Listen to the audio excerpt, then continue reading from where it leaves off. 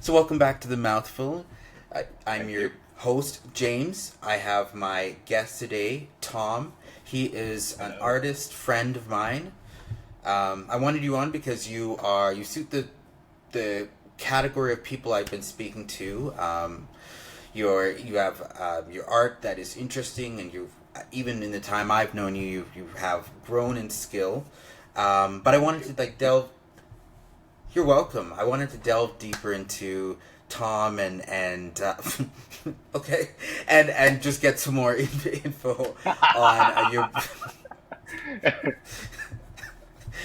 on your backstory, because like for example, I notice your skin tone is not the same as mine.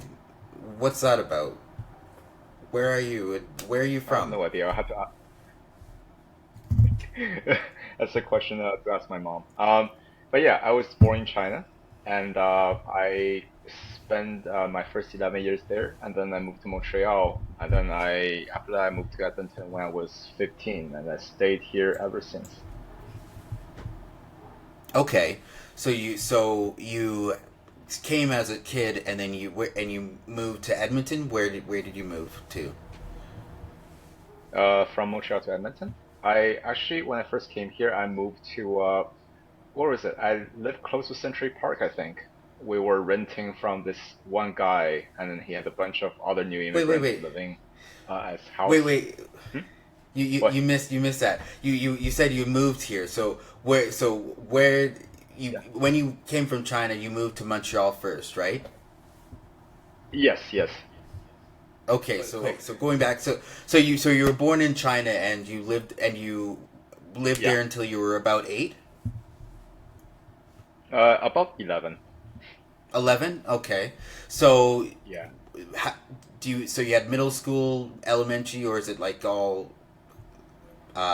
just So 11, uh, I believe 11, that's like grade 5 in China. So I did like grade 1 to 5 in elementary in China, and I did like half of grade 5 actually. The other half I did in Montreal, and then junior high, first year, second year in Montreal, and the rest is out here. so you said that you had you the school system is completely different in Montreal. Let's talk about that. Yeah, So yeah. when so the classes are bigger because of the population. Well, how is that different? What's the Mm-hmm. difference like? So in my elementary class, we have like about 50 people per class, I think. And then we have like in each grade, we had like 4 or 5 classes. So each grade has like close to like what, 200 kids in each grade alone. And then you have sixth grade. So lots of people. And then, like I was saying before, there are so many people in China. The competition is fierce, right? And then the Chinese parents really believe in education. So there's lots and lots of Hmm. pressure put on the kid, right? So lots of family, like even starting from kindergarten, they will send their kid to after school tutoring class, right? To learn extra stuff, right? Wow. And then this pressure, like I was saying, like I was starting to feel it in kindergarten, and then more so in grade 1.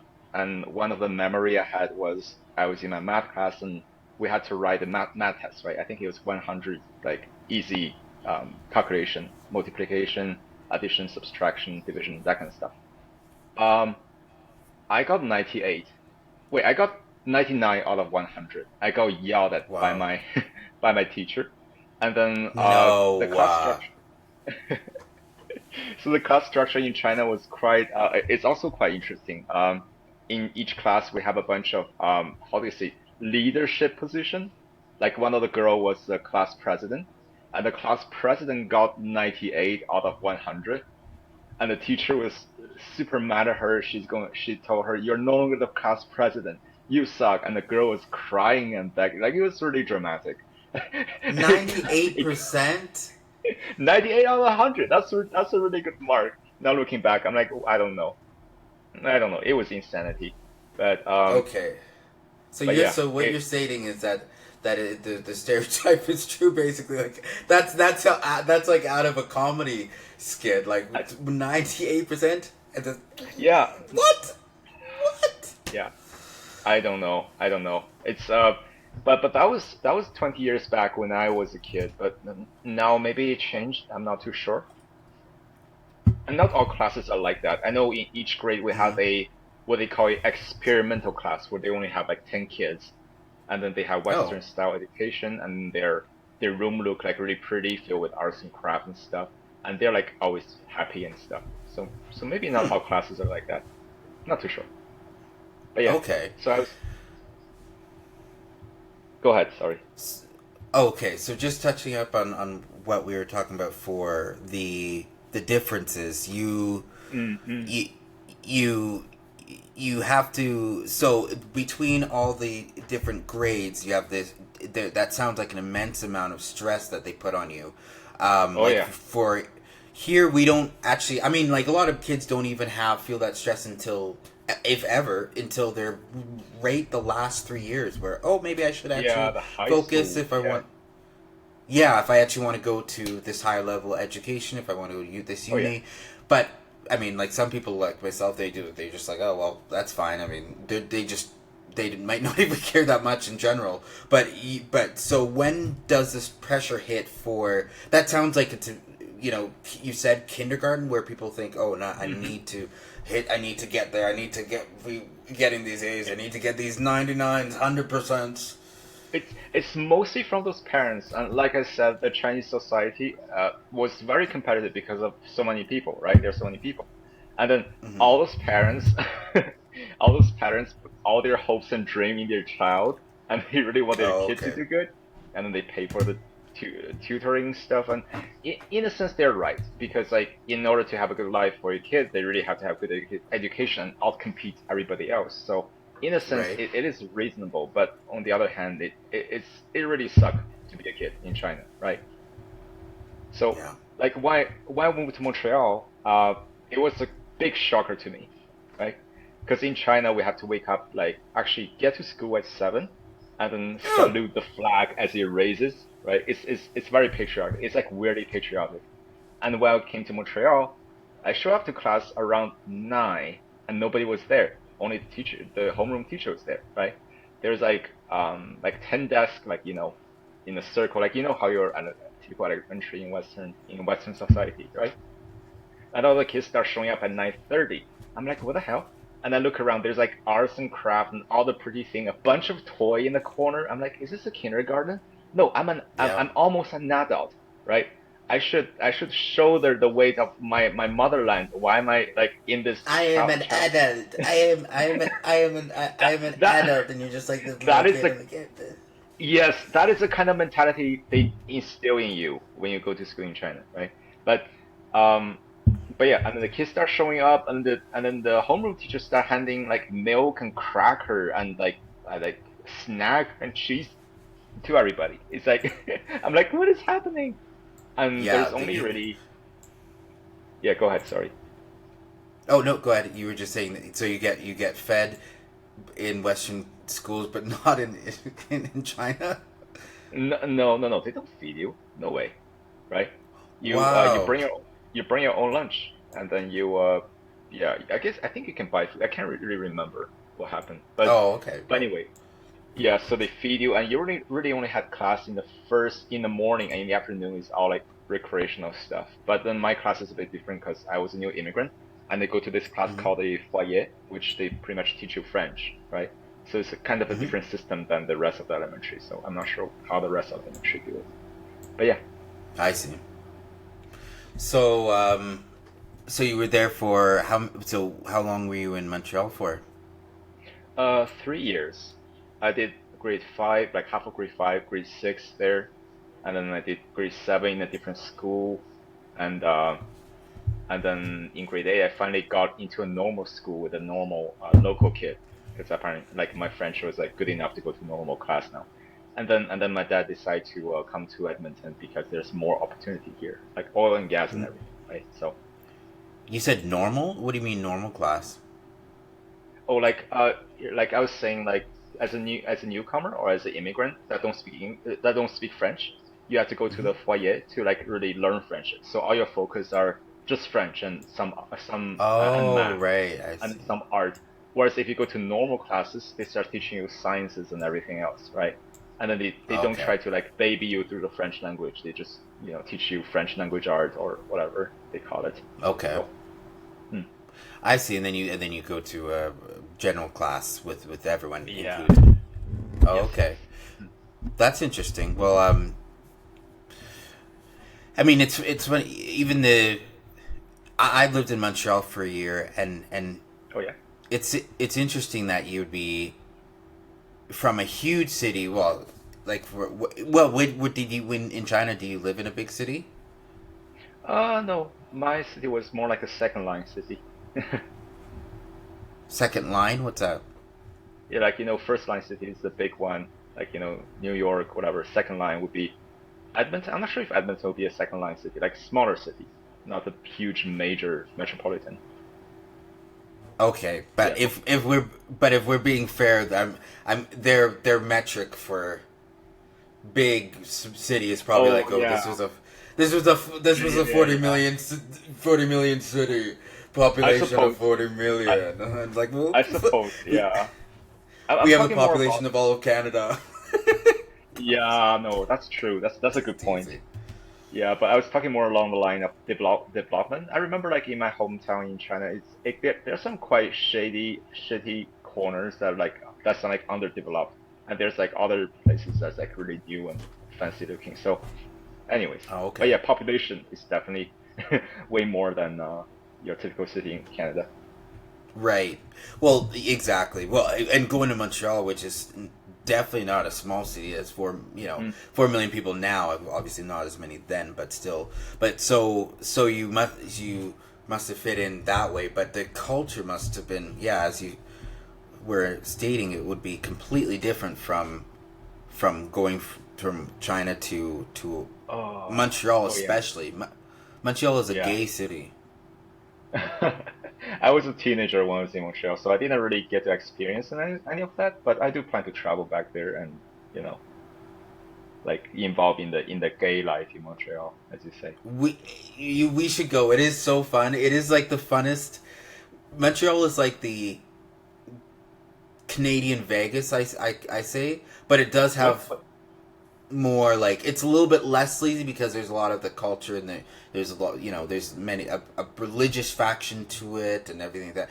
But Mm, for going there and getting cheap, good food, that you can get sex cheap there. You can get like people. You can get alcohol and drugs there cheap because I guess uh, population and gayness is like it's such a thing that it's I don't know, it's a very fun city. I'm not as much of a partier as well, I mean, as I should have been when I was there, but like it is a fun city. It's a fun city to yeah, visit, definitely. you're more of a mid-level gay, so not as much of a partier. Right, Oh, exactly. all the curiosity, when did you go? Like, how old were you? Or was it recent? I was like a 22-year-old twink, Oh, beautiful okay. ebony twink going and Oh, walking around and that's a it was it, prime age to, sorry, go ahead. yeah, apparently. It was because when I went there, I didn't even like they have they call them saunas. So saunas are gay bathhouses there, right? I never Okay. went into them because the I don't know. It's a little it's a different world than what I was raised in a small town. I feel like it was just too much of a Right. shock. Like for example, people would go to them and you, young people get discounts because they want the young blood. They want the Oh, get that's the thing. Yeah. yeah, they want the uni kids. Like they have a uni night where you get like it's $5 and you get for hours of going in, and you're probably like you don't need hours to get spent. You know what I mean? Like you don't need like like you're like I'm done in 30 minutes type thing, right? But like but they have that bathhouse thing where you can go in where they get the young gays go in and like the older like creepier gays I'm just saying but want to be like oh we're gonna go in and you know mingle convalesce um and I never went into them because it's it's so easy to catch something there. I know, and I had friends who were Yeah. like, oh, I just got chlamydia once. Like, oh, it's no big deal. Like, oh, I legitimately had a friend who said he had three different things in his life. He wasn't he was like 40s when it, but he was Uh-huh. like, no, he was like, no, I no, I got chlamydia twice and I got the gonorrhea once. Like, oh, no, it's not a big deal. I'm like, it's like that's just their. It's less of a big deal and they just have fun. So we could, I think we'd have a lot of fun if we went, but like we're But old now, so everything we have to be careful. had to be safe and, not like, yeah. Yeah, it's a little sketchy in those. I didn't want to go in because I find it really sketchy that you can go in to a stall and there's stalls that don't ever lock. Like you can't be in there actually safe in a way.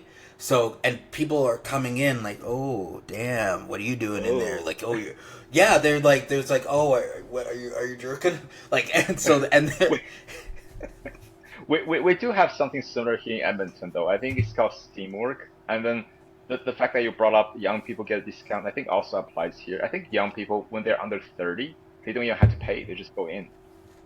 And oh then that reminded me, like when you're talking about it, that reminded me that if you're not the customer, you're the product, right?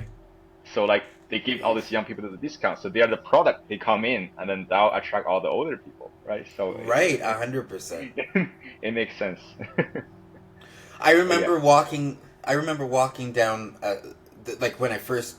The gay village is huge there, right? So I remember walking Mm. down, and I was still like 20, so young. And then and there's older guys too, like oh okay, and I was just like oh no, but I'm like 17, you can't look at me. And then I'm like oh shit, no wait, I kind of forgot that like older people have that could even have that level of interest. I was like oh shit, yeah, I guess they are gonna be creepy, like guys like like the one I'm sorry, I have just so many stories I can go on for so long. There's one guy that came up to me and he like hugged me and he was like almost completely naked except like a little Mm. bit of leather strapping in certain areas, but Oh, and then okay, and he okay. was like sweaty and it was like it was terrible. It was the worst thing. It was like oh what's wrong? I'm like I don't even fucking know you and you're like trying to get with me. I don't know. It's not my world.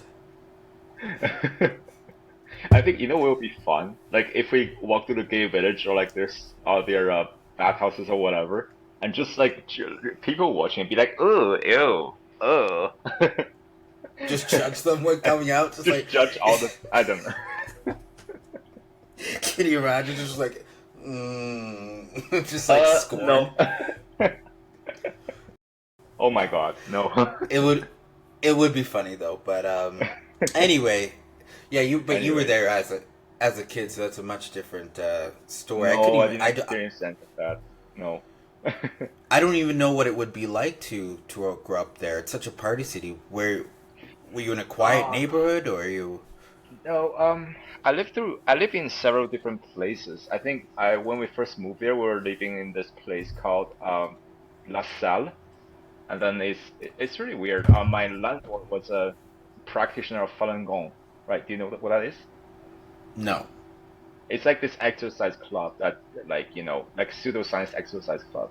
And then one day Okay. the Communist Party deemed them unscientific and published a journal in like whatever. And they are sat in front of the government building to protest. And the Chinese government is like, oh, you dare protesting, organ harvesting time. And then they start like arresting all these people and Oh killing them and jeez. doing whatever. So a bunch of Oh them run jeez. out to overseas to Canada, whatever. And then my landlord at the time was one of those ladies. And me being a kid that's freshly out of China, like I was very patriotic and I almost got into a fight with her because because I know she's it's insane, but You she's a practice very nice feng lady. hui. You practice feng hui, and I don't. So like, you fight. No, it's more like you are anti-communist, you're anti-China, you're evil. You're trying to lure my Oh parents Jesus. into doing the same thing. You're trying to get them to kill yourself. I'm not gonna let you, you evil old. Anyway, so she was a very nice lady. I hope she's doing well now. But I yeah, see. I went. So Go ahead. So you is this like? By the way, do you mean that it's pseudoscience? What is the doctrine? Is it like fighting? Is it like medicine? What do they Um, do? it's fighting and medicine. So they believe in the yin and yang. It's based on It's Taoism. everything. So they actually had a book. I read one of their like little book. There's a guy in a suit, and they'll say, and there's a guy laying on the bed, and the guy laying on the bed has some kind of sickness, right? So they're Hmm. teaching this one move where you grab the devil of sickness out of the guy in the bed, and then swing it on the ground to kill the sickness, to kill that person. It's like that kind of stuff, right? And then there Jesus. a lot of their movies like it's like kind of like Tai Chi, but like Oh, okay. yeah. So it is Okay. pseudoscience, Well, but honestly, yeah. Go ahead. it's Sorry. kind of fun. Well, it's. I have to say, it's funny that in a lot of Eastern culture, they really add everything together. Like, oh, so this is that you can from this doctrine you can know that you do this, and then you can be a fighter, and then you can do this, and Yeah. that's a really interesting old world difference where we're really whereas Western culture, modern Western culture really seems to push splitting secret. Like, okay, so someone could be extremely religious, but we wouldn't actually want them to bring that into necessarily into science or whatever it may be if it's going to impede. But I just think it's really interesting that there's in a lot of Eastern culture and Middle East they add it. They can be like combined in a way. Just an observation. I think one of the key point about that is the Western process. One key thing that developed in Western process is a scientific process, right? Because before the scientific process, you have the old world medicine, like the four humor of the body, where you drain the blood to cure a person of like whatever, right? Right. That's also very pseudoscience. And then same thing, Yes, the for same sure. thing is happening to China. So the Chinese medicine and the old Chinese like Falun Gong, whatever, those are like it does work, but it works based on empirical evidences. It's not based on any kind of theory or scientific processes, right? And because of that, people are ignorant. That's why they believe one thing and they combine all those other their hope that all those other aspects to this one thing. I hope that that one thing is gonna fix all their other problems.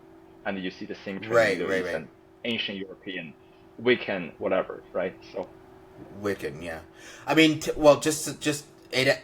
You said, yeah, I agree with what you said. You did say empirical evidence, so you meant like anecdotal, because empirical means that it's been Yeah, tried and tested sorry. Yeah. by many people. Because Oh, I was oh, just like, oh, it is they have like, it is tried and tested. For example, like if you get a cold, mm, uh, I think one thing is if you eat ginger, it clear up your sinus, right?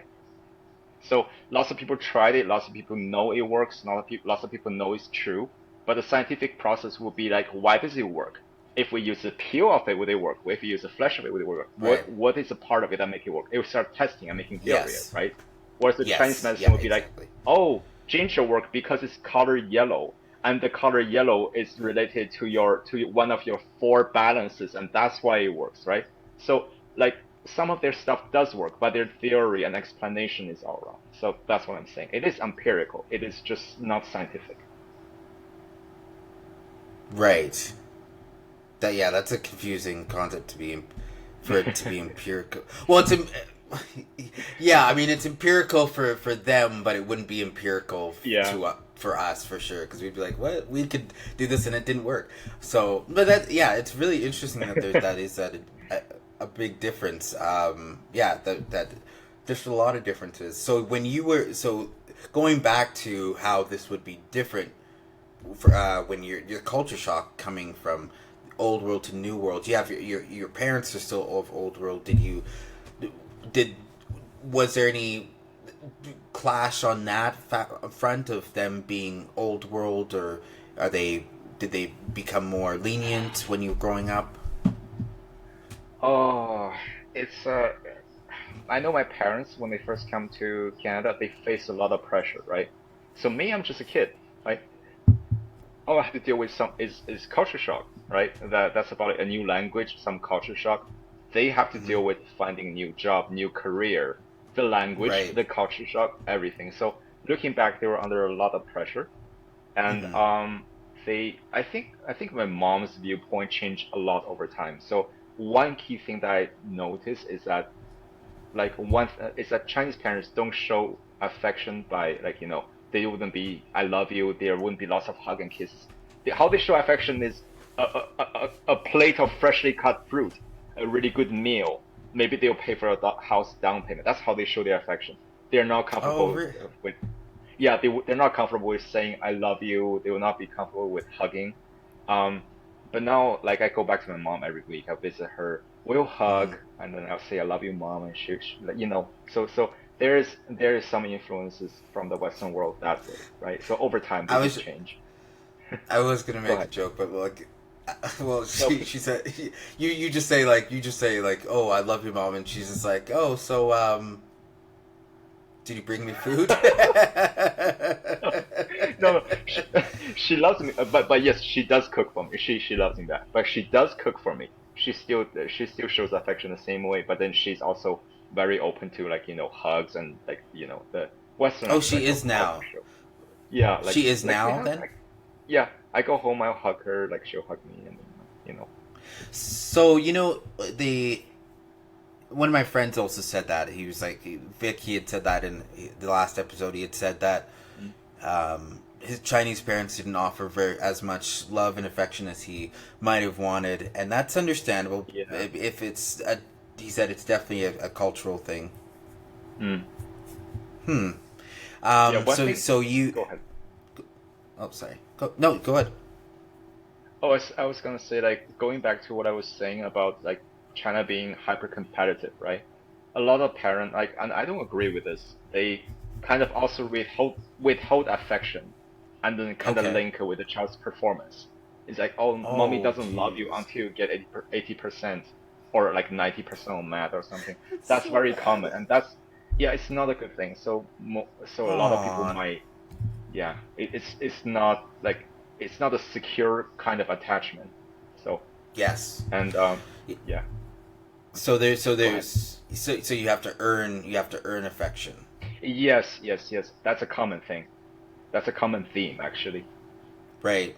Well, I mean, there are Yeah. stories of people who've said that they, when their parents do, like, their almost personal sacrifice of working many Mm. hard hours and maybe outside of the city, and then their kid is just taken care of by a cousin or old grandma or whatever. But then like Grandparents. the first thing that they do, like when they come home, would come back from the train ride, and they say, What do you have get you on math? given me A's? Yeah, like I need to see your A's, and you're just like, no, I haven't got Yeah, any. yeah, yeah, yeah, yeah, yeah. No, absolutely. Oh, jeez, that's hard. Uh, I feel that's hard. It's a hard way to be raised. When nowadays kids are just kids here are just showered with affection and attention. mm. Like and that's how it's supposed to be, I think. no, it should not be that. We should be like, okay, no, wait, go back to your studies. Oh, oh, how like you dare defy a parent? Here's a chakra. Yeah, So bad. Oh my God. There's an old phrase, like very old phrase, which is terrible. It used to be it's so bad. It used to be kids are supposed to be seen and not heard. And it's just because Oh, they're not supposed to talk. Like you just kind of like when people would have house guests come over, they would show the kid and like, okay, great, you saw the kid, and now go. You guys you're supposed to now go to your own rooms or whatever, and it's just like it's so bad.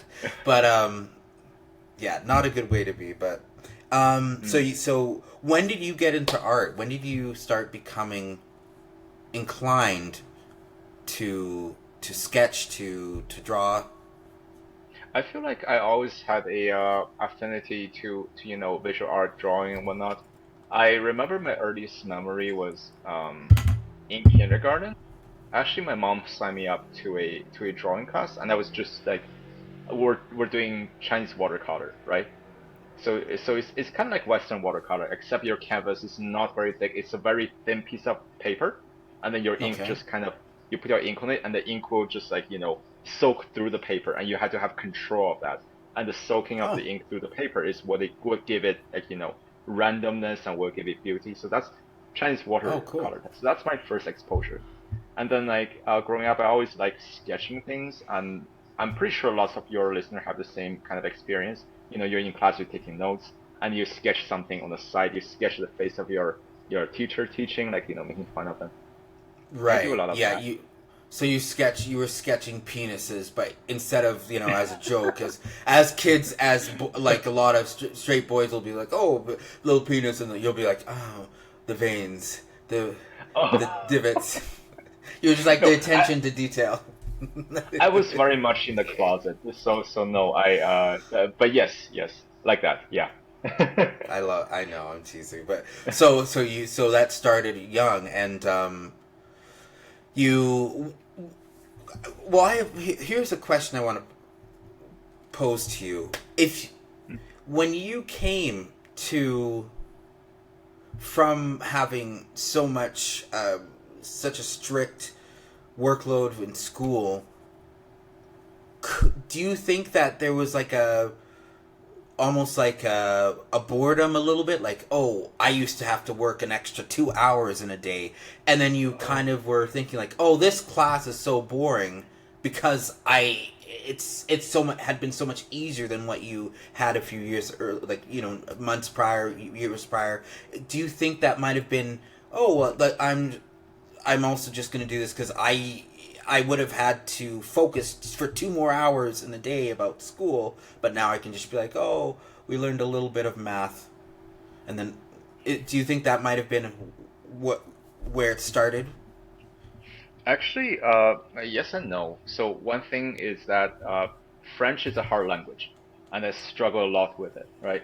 So anyone who learned French, like would know, like each verb have like I don't know 20 something different tenses, and then you have like six different like subject to memorize. I don't know why it was so overly complicated, I but yes, can't do it. It's too hard. I I think most people will struggle with it, and then you have different tense you're No, supposed to no, no. use in conversation. So Different tense so you. Yeah, go ahead. do you You go know? ahead. Do you know why I think in high school for 2 years I was speaking Spanish. One of my friends Uh-huh. was Chilean, and his family was teaching me a lot too, even more than I think most people in the class were learning.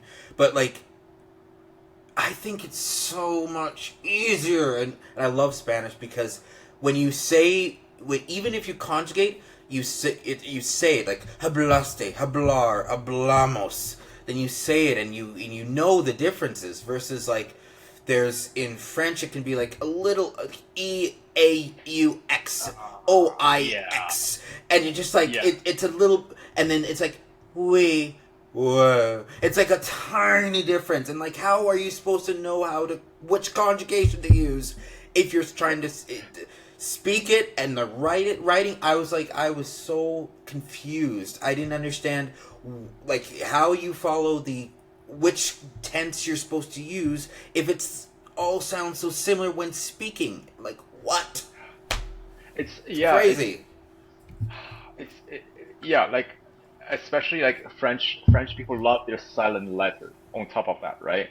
Like Yes. speaking, for example, je pars, tu pars, il part, and then you speak and I speak. Like the you speak part has extra s at the end, right? Then I speak. Like how you're supposed to know, Yes. right? Yes. So Exactly. that's I agree. That's one thing that makes it more confusing. Another thing is their tense. There's like future tense, and then there's a hypothetical future tense, and then there's a tense you like passé simple. It's like you only use in story once upon a time use a different tense, and there's like Oh no. once upon a time in the future. That's not also another different tense. It's like I think it's unnecessary, It's but so what do I know? unnecessary. No, you do know. You had to learn. You speak. Do you speak Cantonese No, or no, I can't Mandarin? read it. I'm Mandarin. You speak Mandarin, I, and then so you, yeah, and then that's considered a very hard language. it's difficult in a different sense like because in alphabet you only have 26 alphabet, right? In Mandarin you have like thousands, tens of thousands, hundreds of thousands of characters that you had to memorize. So that's what make it hard. But No. Oh, it's I'm also out. not I'm very out. efficient. But the thing is, with this kind of languages, now that I think about it, because they're so complex, because you have so much redundancy, you can be very, very particular and fine with your word choices. So French, Hmm. for example, is a very beautiful language. You can do a lot with it in poetry. You can do a lot with it as an author. You can be very specific with your word choices, your tense choices. Similar thing with Chinese. You can find a very Hmm. specific character to convey a very specific, meaning. And I think similar Oh, thing with German interesting. as well. Yeah, in German you have a word for everything, right? So, and then that kind of finesse is somewhat lacking in English, but I'm not sure. I'm not an author. I know English also has lots and lots of, specific word for specific situation, but like what I'm trying to say is with the complexity, like unnecessary redundancy, complexity of the language, it also make it more interesting in a sense, right? And that Okay. definitely applies to French. Okay, let's okay. I'm so intrigued by that what that could look like. So um okay, maybe I okay, I might see what you mean because I remember being there and trying to understand for a little bit before I was like really quickly gave up, but the there would be times where people would explain, "Oh, you could actually say it in this other way." And a different sentence structure, and then they could say in three there's and it would be like often three ways fully, but they said, oh yeah, you could actually say it that way, and to me that was like, what? Because we could have, let's say, like, I'm gonna go down to the fair, but Mm. how else can you really say I'm gonna go down to this area other than I'm gonna walk down there, I'm gonna go down, I'm gonna walk, I'm gonna catch a ride down. But actually, the description of going to the place couldn't really be that much different. So I can kind of see what you mean when they said how they were explaining it to me is that, like, oh, so you could use this here to explain um, like a different tense to of but that's so confusing to me that it doesn't really make sense, but I could see how English could be more lacking in that way where I mean I'm a writer and and there are many beautiful words that you can use to verbs and nouns you can use, but they are more of a sentence of a direct sentence structure of being like, yeah, like, he is going to go down to the, but it's you could add to that sentence, but the sentence itself is the same. Like you couldn't be like, oh, somehow he's gonna be there. Like, no, that wouldn't make any sense to the brain. You would still have to have said he went down there at some point. So anyway, that's a really interesting. I don't I have heard people say that, and I could kind of see how our English is lacking. But I would have to. I really would be interested to see how they could go to the different paths and get to the, like, oh, that makes sense too. You could say that. Like, to me, that was like, whoa, crazy. Yeah, That's yeah. cool. Can you think in either language? Can you think in Mandarin or French? No, I cannot think in French. I think mostly in English now, but I guess I could think in Chinese. But I count in Chinese. Counting in Chinese is more efficient than counting in English. But I think in What? English. How? No, because like in English, for example, you're doing mental math, right? You're saying 7 times 7 equals 49. Whereas the same sentence in Chinese would be 七七得七七四九. That's it, right? It's very fast. Exactly, exactly. Yes. So, but yeah, I think English. I think thinking English is easier. English is a more efficient language, and that's my inner voice. Oh, interesting. Okay.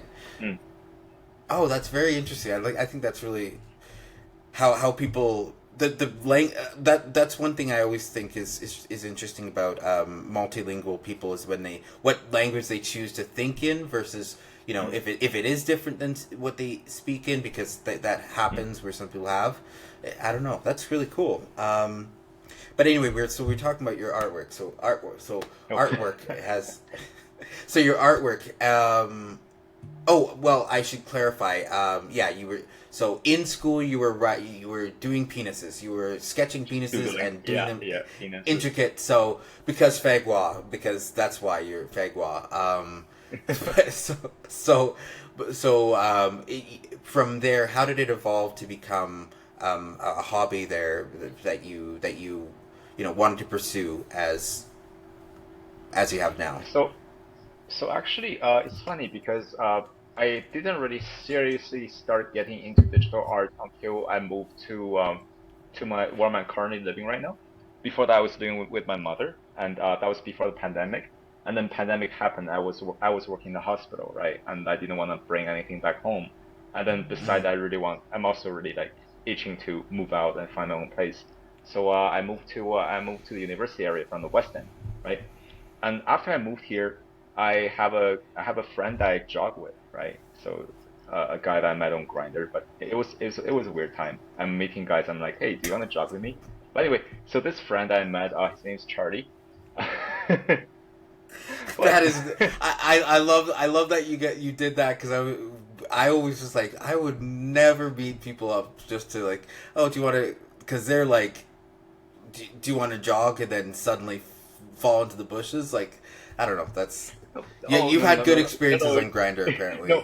no it's nothing like that. It's nothing like that. Like it's always like usually always a purely platonic relationship. Like it's just jogging, right? Like at the Yeah. moment, I was also like really trying to find establish my own gay circle, like gay friends, like a circle of people, and not just like having a bunch of guys to hook up with, right? So like I just approach guys and be like, hey, do you want to jog? Do you like jogging? We could go jog together. We could be friends. And I made a few friends that way. It's actually nice. Like people appreciate that you do connect with them for a reason other than hooking up. But the It's guy I true, met, yeah. Charlie, yeah, so he's one of the guy that I met through jogging, and he's a horse. He's like really tall, and he outran me, right? And I struggle to keep up with him. But what's interesting about him is that he's a full-time artist. He's a visual artist, and his art is very, how should I say it, like 1980s retro style art, right? Okay. And then lots of people do appreciate that kind of art. It looks really nice, right? It's nostalgic. And then he had been contracted to design logos, design like retro style clothing, stuff like that, right? And then Mm-hmm. he has a page on Instagram, and he has lots of followers, and he posts his new work on there. And I think, hey, that's pretty interesting. Like I could Mm-hmm. like really like start my own page like on Instagram. At the moment, I only had a page on DeviantArt and I have no following. I'm just posting my own weird thing on um fan art or whatever on DeviantArt. And then I'm like, Yeah. hey, maybe I'll start an Instagram. So I started Instagram and I started to post art, and then people do appreciate it, and that became a driving factor for me. Like to have my art out there and people can see it and they appreciate it, and then that's also my driving factor to like improve on my skill. So Mm-hmm. I saw a drastic kind of improvement on my skill within the last 2 years, right? And Mm-hmm. another thing that started happening is friends and family started asking me to do commission. I think I did one for you, right? And then Yeah. usually people, yeah, one of your book character, but usually people who want me to do art for them have specific style or character in mind. And then I'm Mm-hmm. used to do things my own work in my own way through my own workflow. But to have to do a commission in a style that my customer essentially wants forces me to learn new thing as well, right? So that's Mm-hmm. another thing that like really pushed my skill. So that's where we're at I at the think moment. so. I think so for sure. Like, yeah, you did a commission for me. I honestly don't remember how we connected initially. Oh, we probably it was probably Grinder or something too. To It be was pro honest, Yeah, probably Grinder. because like, Like we yeah, call there's, Go ahead. yeah, probably because like, yeah, I don't go on there for the what it's intended for either. So I think so. But like then we started talking, and I asked for if you would do a commission for one of my book characters. That Actually, I I found out you were writing a book, and I thought that was really fascinating, right? I think in the beginning you were asking me to like draw a castle layout for you, right? And that was Yeah, I one of my just mistakes. Yeah. but then like you asked me to do a character portrait for you, and that's kind of in my ballpark. I like drawing people. I like drawing characters, Mm-hmm. designing characters, people, and so there's that. Anyway, Yeah, yeah, I definitely will show that because I really appreciated that, and it was great. It was a great visual.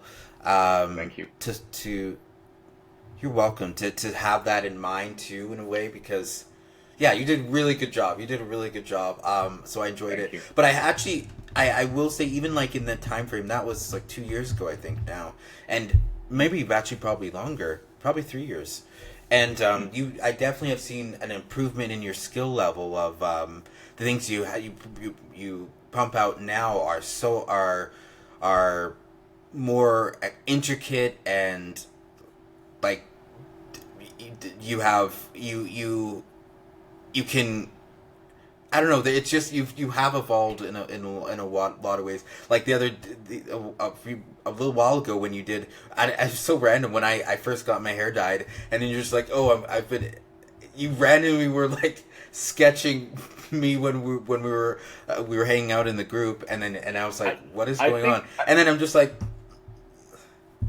no, I think your hair. Yeah, I think it was beautiful. Like your hair dye, it was really good, right? And I was kind of looking from the side, and it kind of reminds me of a sakura tree, right? So I'm like, hey, that could be a really cool project. So yeah, so I kind of did a portrait, like inspired by your hair. That was yeah, that was and fun. then yeah, it was I love that. It's so interesting. I didn't appreciate that it made me look so high level gay though.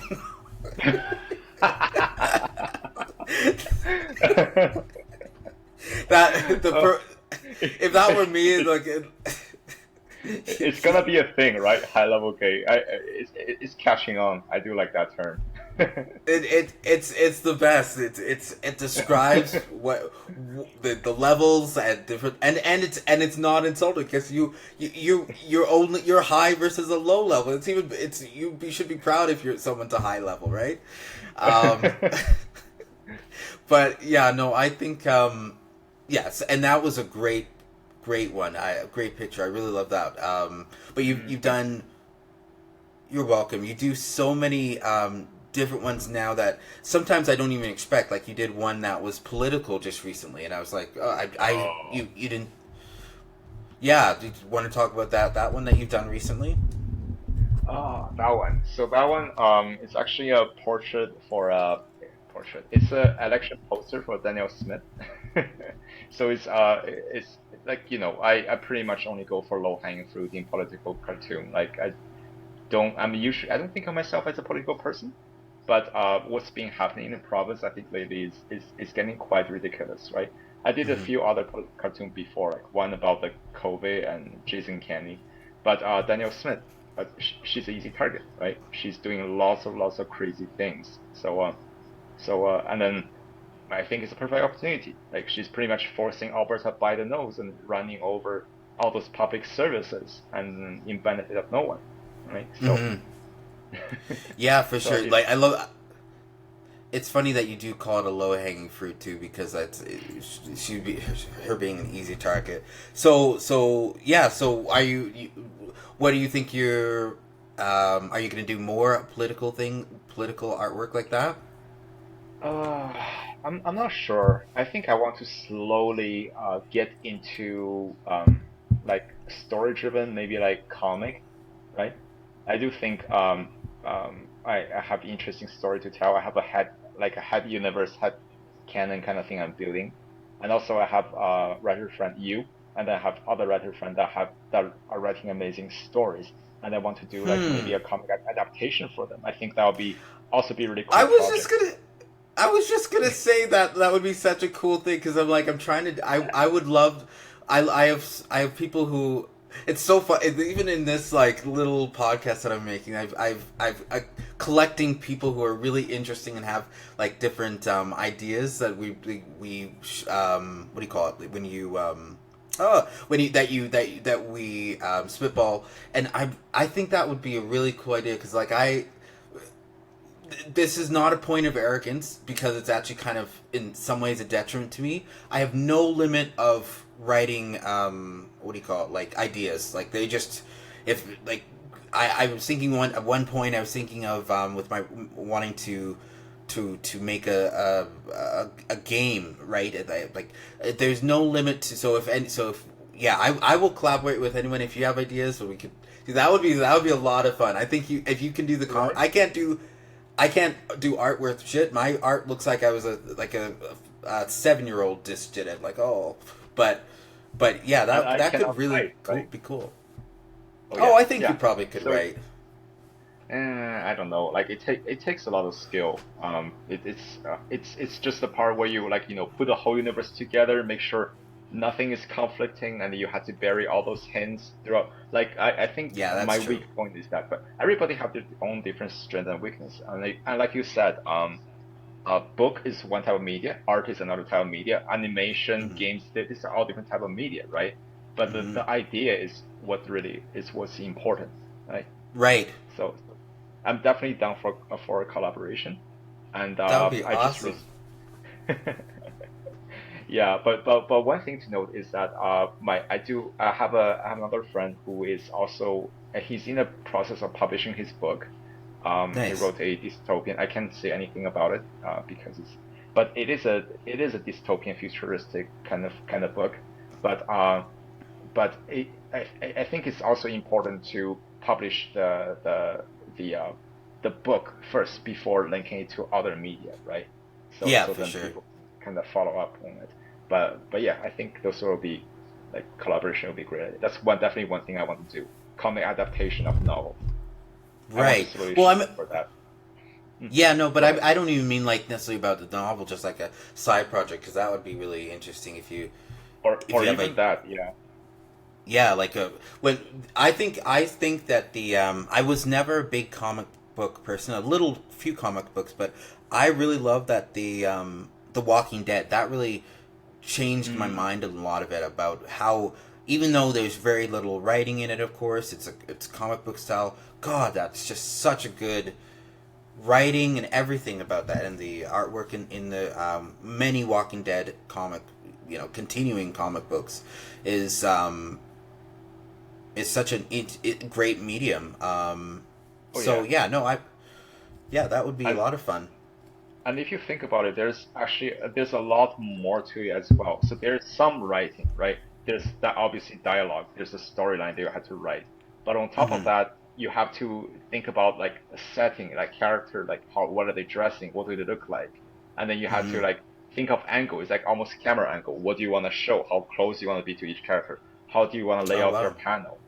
So I recently read a book. I can't remember where it is. I borrowed it from a friend, but it was talking about like layout of comic. How do you want to lay it out? What do you want to bring attention to people? Like, like what should be in the foreground, background? How should the dialogue flow? There's a lot of science to that as well.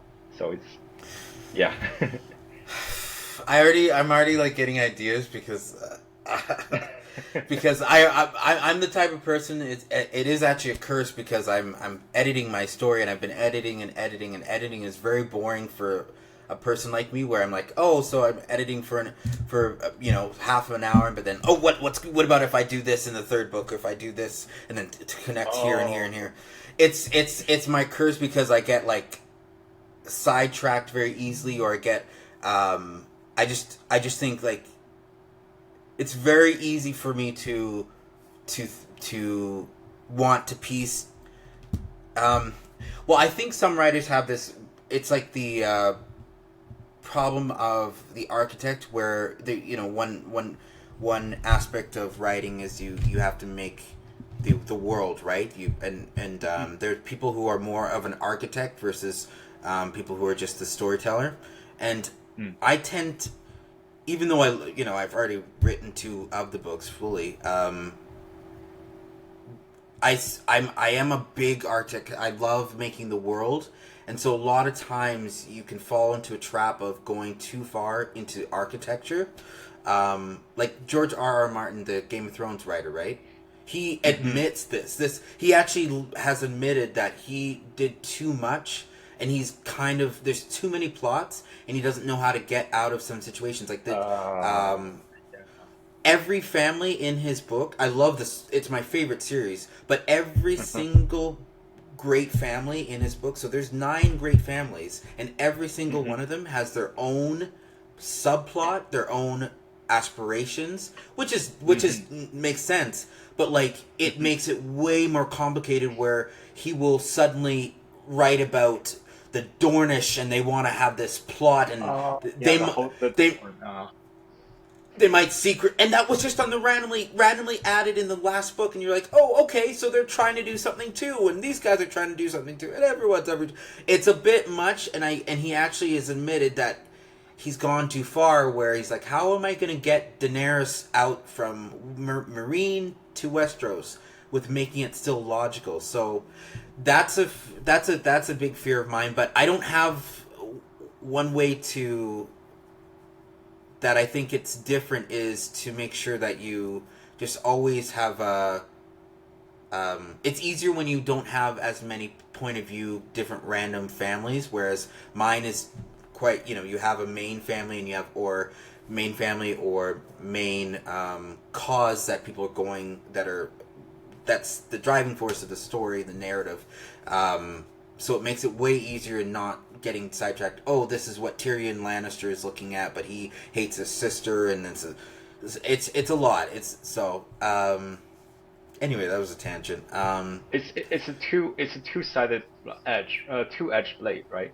So Yeah. like on one hand, it makes it way more complicated. I think in the end, when the TV show director, when they run out of source material, what did they do with Dorne? They just quickly chop them as canon fodder, right? Because they also don't know how to tie it up, right? So that's one thing. It makes it very hard, difficult to write, very somewhat difficult to follow. I had a hard time following season 1. Lots of people gave up on season 1 of Game of Thrones. Like I wasn't reading Season the books, 1? but yeah, because there's too many people introduced too quickly, and nobody knows who's who anymore, right? That's okay. That's kind of the struggle I hear from people. But but the benefit is the world feels real and rich, and people are, and then not everything is written out, which is good because people can then theorize.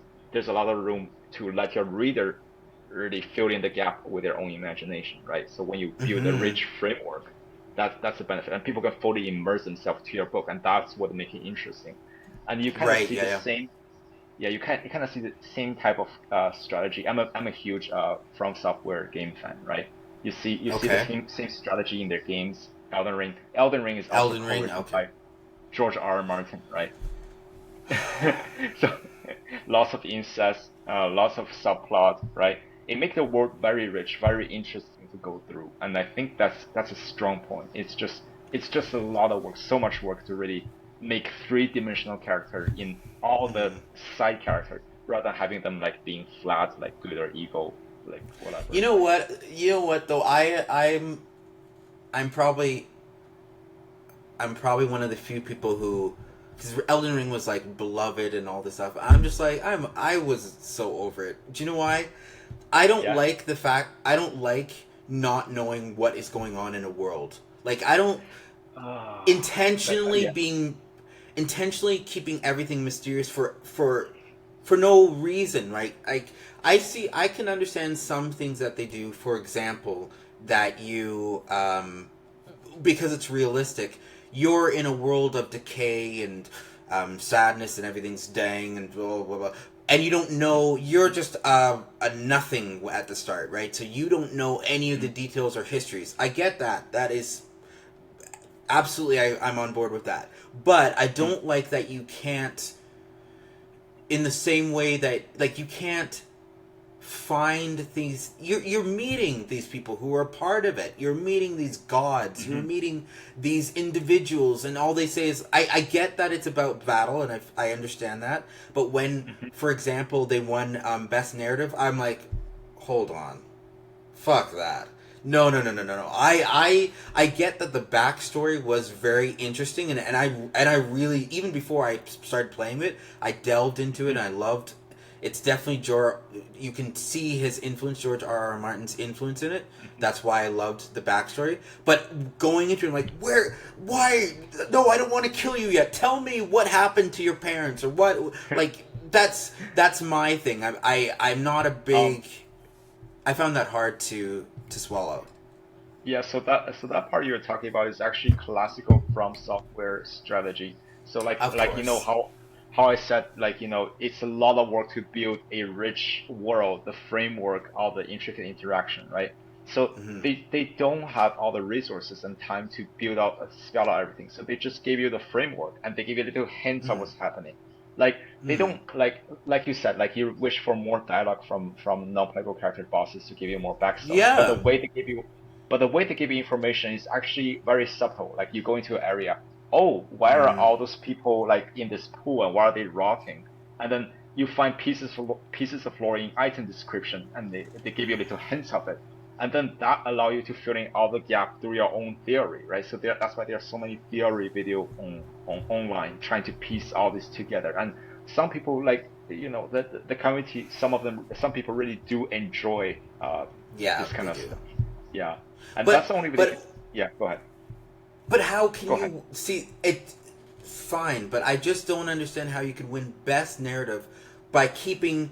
Oh, we don't actually know this theory, this theory. We don't know why this person did this, why this whole world went to shit. We don't know any definitive reason. But how can you win best narrative if you don't know what the fuck is going on? I my I didn't play it because I don't have PS4, but I did Mm, cheat. I played God of War. I played God of War, mm, and then I played the not played. I watched the God of War 2, and I thought that was mm, one of the most beautiful games I've ever seen. The story was beautiful. The love mm, that parents that people have, the Kratos and his son and all these different things. He just beautiful. I love that game, and I'm like, okay, this should win. This was an actual story, and I understood everything, and then Elden Ring wins, and I'm like, what the fuck? How did that win over a clear and very beautiful story? Anyway, that's just I know people are different in what they like for the narratives, but yeah. I think keeping it's a balance of keeping people in the dark versus keeping showing enough. Like, do you have that? Is there any comparative medium of mystery in artwork? Yes, actually. Not directly artwork. I'm thinking more like video game, right? So I'm a big horror game fan. Okay, and then Okay. one common kind of uh, how do I say perspective in the horror gaming community is really the older horror game are more terrifying. Why? Because the arts are all pixelated. You can't really tell Hmm. 100% what's going on with the monster, right? And then and Hmm. what do you do? You fill in the blank with your own mind, right? You make it way more terrifying than what maybe the creator of the game were intended for it to be, right? And then same Interesting. reason that yeah, the really good horror game, they don't reveal their monster right away. They don't Right. give you a lot of information to keep you in the dark so that you fill in all the holes with your own imagination. And then like if you compare it to writing medium, one of the really successful type of horror genre is Lovecraftian horror, right? Yeah. And then it literally doesn't tell you what the big bad is. They just say that, hey, because human mind are unable to comprehend like what's going on with this old god or whatever, and then you Hmm. immediately go insane. So nobody really know what they really look like. You cannot comprehend it, right? So people tend to fill it up with their own imagination. That's one thing that really made Lovecraftian horror successful, right? Hmm. So I'm Like a thinking, good. go ahead. So I'm thinking like similar thing is going on with From Software or Elden Ring style of storytelling. It doesn't give you everything, it keep you in the dark. But what you do with the dark, you fill all the dark pieces with your own imagination, right? And that's I think what make it a kind of a brilliant narrative piece, just in my opinion. Yeah, Was I could see. I get that there's the mystery, but I like to know about if I really like a mythology or a world. I want to know a lot. I want to like even when I started Game of Thrones, I'm mm, the type of nerd that I want to actually just um I even I literally stopped reading just to go and read about all the houses and then go back mm, and then start reading because I just love knowing about so what is this medieval world. I want to know understand the Yes. different world. So that's the difference. But I can see what you mean by the Lovecraftian horror, because a really good recent example of it is the Bird Box. Oh, I Bird, love that movie. Look, I know lots of people hate it, but I love I that love movie. it. I loved it. I thought it was so creepy, and you can't Right? do better than Sandra Bullock. Um, She's a and the god. look. Oh, I hated it. It was so creepy. Oh, I hate when you like the. Oh, it's The so creepy. eyes, the yeah. And you don't know if it's beautiful or not, or if it's scary or what is going. It's just so cool. I thought it was so creepy. I There love was that I they remember didn't show any of them. yeah, so that's a brilliant choice. There was one scene though, like they're running away and you can see this giant thing moving through the wood, through the tree. I think they shouldn't have done that because you're like They looking at it and there's go ahead, sorry. But you can't see it. You can't see what it is. It's invisible. But but the point camera is pointing at where that monster is, right? Where the angel or whatever they call it, angel or whatever they call it. But yeah, and you can see it moving through the wood and pushing all the leaves aside, and it's just an invisible thing, right? Like Right. that's my only complaint. They maybe shouldn't have pointed the camera at it. So if their idea is anyone looking at it going insane, the how you as an audience looking at what it is through a screen, not being affected by it, right? Oh, I You know see what? what you mean. Yeah. Yeah, so Yeah. that's the only part of immersion killing part that I didn't appreciate, but everything else in the movie was See, brilliant. I actually kind of like that though, because it Yeah. showed that they are not just even they Oh, you're aren't saying they're ethereal, but they actually have a presence there in a way, they because have a you can physical presence and they are huge. Yeah. yeah, Okay. they don't, it's not even known if they actually can touch human. Doesn't seem to be that way, but Mm. at but at the same time, they are something. I kind of like that, and I love that it really gave let you decide what they are too, because there's Oh. um, some people who thought that they might actually have been like aliens that came down recently, and they actually weren't even necessarily bad. They just actually they're just they don't know, and they are doing it to humans, but they're not necessarily trying to. That could Oh, be they're like, "Oh my God, why are y'all killing yourself? Stop." right, because they actually didn't, other than a deleted scene where it was said that they were like tried to touch her in like a weird dreamy thing. They Oh. don't actually, which they did not put in the movie, which was I think was good, but Mm. in the book I think it was there, but they don't really have a they in the book it was like they're she knew they were being curious. They weren't actually being like violent about it. They were like, oh, but why aren't you looking at me, like, oh, hi, and it actually was it she kind of felt that it was how they were touching her was curiosity, not violence. It was like, oh, Hmm. and they were trying to like pull down the blanket that was on her, but it wasn't like, it wasn't, but so I thought that was a really interesting view of when, if those broken people are seeing them, they're, yeah, it's I love that movie Is so that from the much. book? Is that from the book when like you were That saying was they're from trying the to? book. That's Yeah. actually I actually do like that because it make their intentions seem even more mysterious, right? Like Right. what, right? I actually yeah, that's nice. I do like that that is in the book. But at the same time, one thing that you could say is that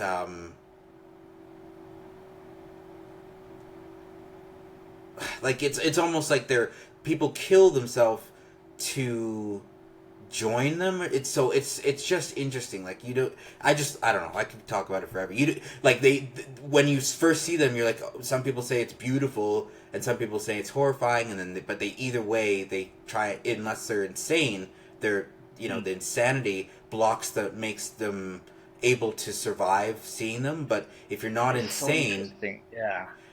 if you're not insane, then you want to kill yourself. But is it to Mm. join them? It's I love it. I love it. I Hmm. wonder if I wonder because I've watched some of his interviews. He did interviews at the time, but also some interviews from when he wrote the book. But it's hard to know. The writer does, which you don't. Even when I'm the mysteries in my book, you don't actually name all of them. That would be stupid. You have to leave it to some people. But I kind of wonder what the writer meant. If he in his mind has a definite answer, like oh no, they're just actually children, and they're wondering, oh, why aren't you looking at me right now? Whatever her name is, Sue or hell, whatever her name is. I can't even remember her name. But but maybe they're being innocent. Maybe are they being malicious? You never know. Another, yeah, like the one of the difference though, like the old school Lovecraftian is that it's you could sometimes end up like the human could end the story can end with seeing the actual being, but that's basically right at the end because right after your mind is going to explode, like almost literally your brain explodes. But you can some of the original is that there was real beasts in the world like Cthulhu, and they were imposing their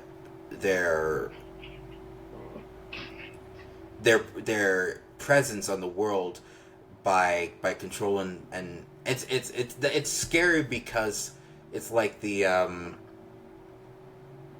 a way to make humans no longer the apex creature on the world, right? It's taking that power that we have felt for quite a long time away from us. So I think that's why it's so popular of feeling like, oh, so we're not the biggest thing here anymore.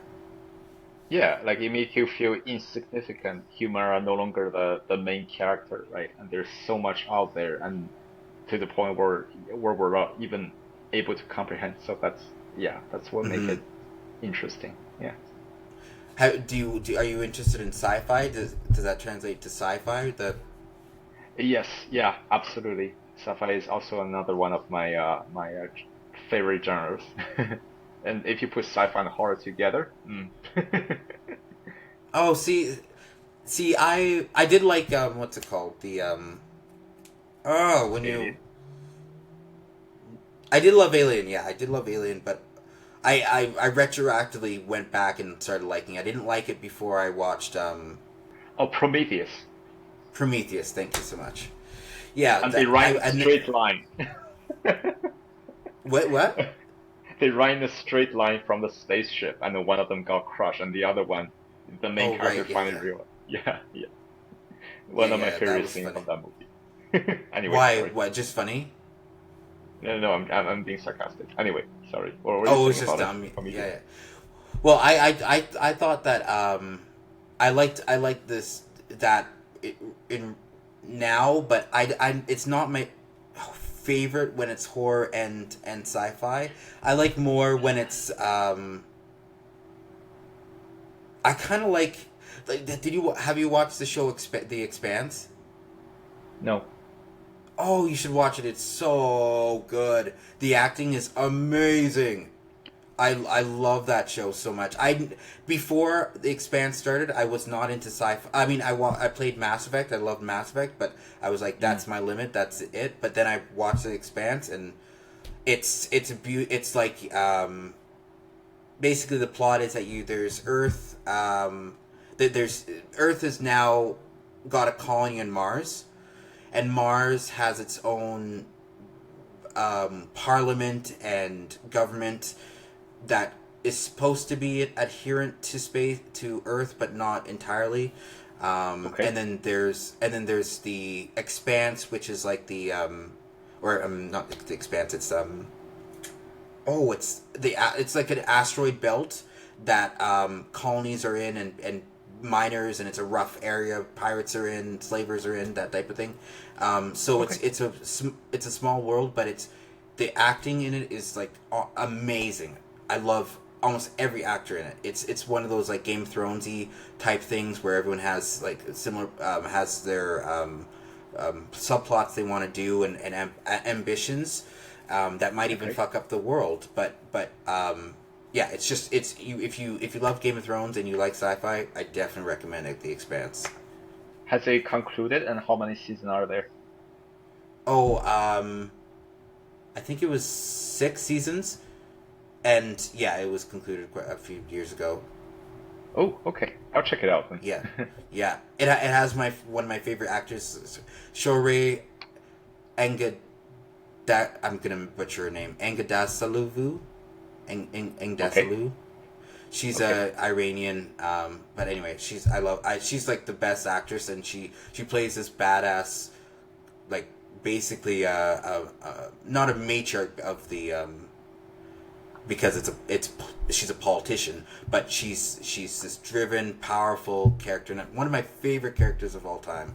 Scary, she just bites people's heads off, um, not literally, but